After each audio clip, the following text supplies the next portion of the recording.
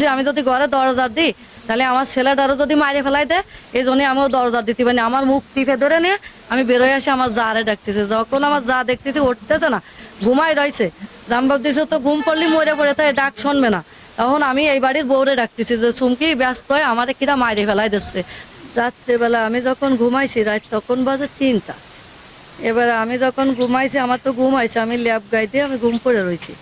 থাকার পরে এখন আমার মানে বুকের পরে দেখতেছি কি ভাত। আমি বলতেছি মনে হয় আমার ছেলে, মাইজের ছেলেটা আমার জড়াই নিয়ে শোয়েছে। আমি ভাবতেছি আমার ছেলেটা মনে হয় আমার জড়াই নিয়ে শোয়েছে। এবার আমি বলতেছি কি এ বুয়ে ওল আমার কষ্ট আছে, তুই আমার বুকের পরে কেন?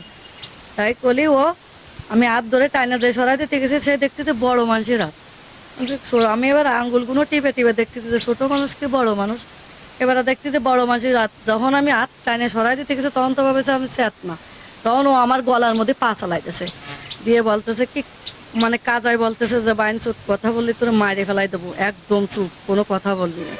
তাই করছে। তাই বললি আমি তো আমি ওর সাথে জোরাজুরি কস্তা কস্তে করতেছি। আমার যখন গলার মধ্যে পা চালাইতেছে তখন আমি হাত দিয়ে ওর টাইনে সরাই দিচ্ছি। পা দিলি ও পা যখন সরাই দিচ্ছে তখন ও গলায় আবার পা বাঁধাই দিছে। দেওয়ার পরে আমি আবারও পা সরাইছি। তখন আমার জারে ডাকতেছি শারমিন শারমিন করে, কিন্তু ডাহের আমার আওয়াজ বেরোচ্ছে না, খালি গুন গুন শব্দ আছে। এবার আমার 2 পা যখন নড়তেছে তখন আমার ছেলে দাঁড়ে সহ অতি টের পাইছে। পায়ে ও আবার ওর ঘাড়ে পারে ঠেলে উঠে ও আবার মানে মারতেছে, ছড়াচ্ছে, গুছোচ্ছে, খেমচোচ্ছে, ছোটো মানুষ যা পারেছে তাই করেছে। এবার যখন আমার ছেলে মারতেছে তখন এদিকে আমি কস্তাকস্তি করতেছি, তখন তো মানে ওরও মারতে পারতেছে না, এদিকে আমারে পড়ে মারতেছে। এবার ও আমি যখন মানে পা যখন বাধাই দিতেছে তখন আমার কষ্ট হচ্ছে। তখন ভাবতেছি তো আর বাঁচবো না, সকাল পর্যন্ত মনে হয় আমি যাবো না। তখন আমি ওর হাত গালের মধ্যে ভরে দিই, দিয়ে আমি ওইভাবে চাবাইছি। চাবানোর পরে ও আমারে এই যে মুখ ঠুক খেমচই কুমচই ছিঁড়ে দিয়েছে, মানে খেমচই কুমচই মানে খাবারটা মারেছে প্রথম। দেওয়ার পরে তো ও আমি ওরা চুল ধরে টাইনে ঝুলেই পড়ে রয়েছি, তাও আমার থাবা মারেছে। দেওয়ার পরে খেমচই ধরে সেই জায়গায়, খেমচই ধরলে আমার এই জায়গায় জ্বলে গেছে। এবার ও রাত যখন আমি কামড়ায় ফেস্টো ফেস্ট করতেছি তখন আসছে ও আমার এই বক্সিন মারে দিয়ে মুখি দেওয়ার পরে আমার এই দাঁতের পাটি ধরে এই পাশটা ধরে মানে নড়ে গেছে। এই লোকটা কি? এই লোকটারে আমি প্রথম চিনিলাম না যে ওই লোকটা কে। আমি মানে আমরা যখন থানায় যাই এই জিনিসটা অভিযোগ নিতে, যে আমরা সন্দেহজনক খিদা উঠেছে আমরা এটা বলতে পারবো না, কিন্তু সেনে গেলে আমি বলতেছে কি তোমাকে প্রমাণ আছে? তখন আমি বলেছি প্রমাণ আছে আমার হাত, আমি কামড়াইছি, এটা আমার প্রমাণ, কিন্তু আমি তারে চিনি না। তারা বলতেছে কি যদি তুমি তারে চেনো আমাকে এনে আসে অভিযোগটা জানাই যে আমরা তারপরে পদক্ষেপ নেব। এবার আমরা যখন গেছি সেনিদের সে সহযোগিতা আমরা পাইনি। যাওয়ার পরে বলতেছে কি যে তুমি তারে কি ধরতে পারিছো?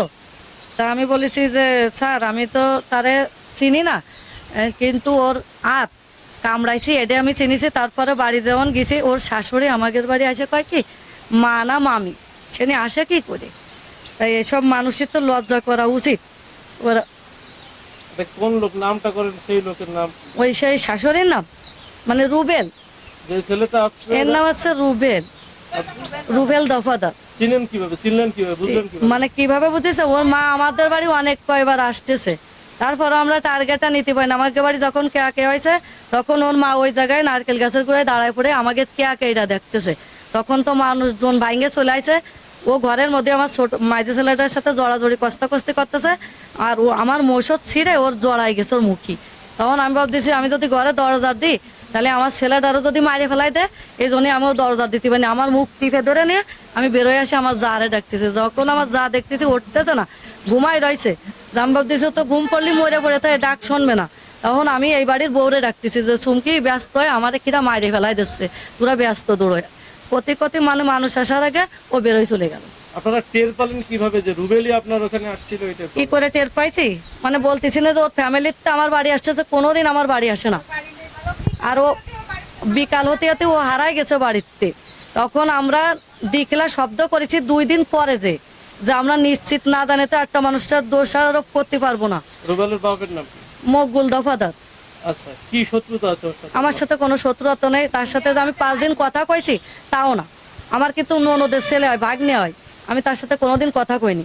তা আমারও তো একটাই কষ্ট যে আমি তোর সাথে 5 দিন কথা কইনি, তোর সাথে ঝগড়ি না, তুই কি করে আমার ঘরে আসলি? আচ্ছা, আপনার ঘরে দরজা দিয়ে ছিল? আমার ঘরের দরজা দেওয়া ছিল, সাপল বাঁধানো ছিল। সাপল কি করে খুলেছে আমি এটা বলতে পারবো না, কিন্তু আমার ঘরে সাপল, বাইরে আমি তালা মারে তুই। কোন ঘরে এটা? এই যে ঘর। আর এই ঘটনাটা কবে? এর আছে 28 তারিখে। এখনো থানায় কি কোনো অভিযোগ দিয়েছে? দিছি, কোনোটাই নিইনি, মানে দিচ্ছি, আসছে না এগুলো।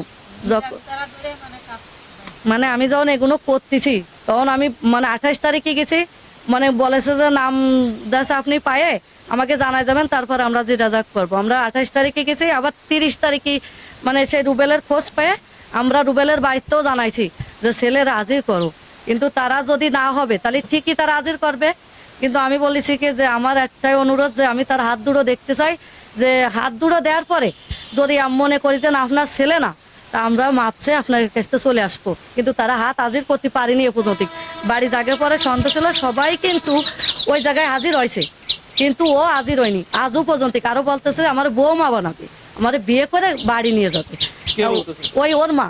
এই কথাটার জন্য আরো সমস্যা যে আমার বিয়ে করে বউ নিয়ে যাবে। আমি কি ওর সাথে সম্পর্ক করেছি নাকি আগের তো আমার ওর সাথে বিয়ে ছিল, তাই মানামানি হচ্ছে না, তাই আমার কোর্টের তো বউ করে বাড়ি নিয়ে যাবে। এই বিষয়টা আপনারা কি জানেন? আমরা একটা কিছু জানি না। তো রুবেল কোথায়?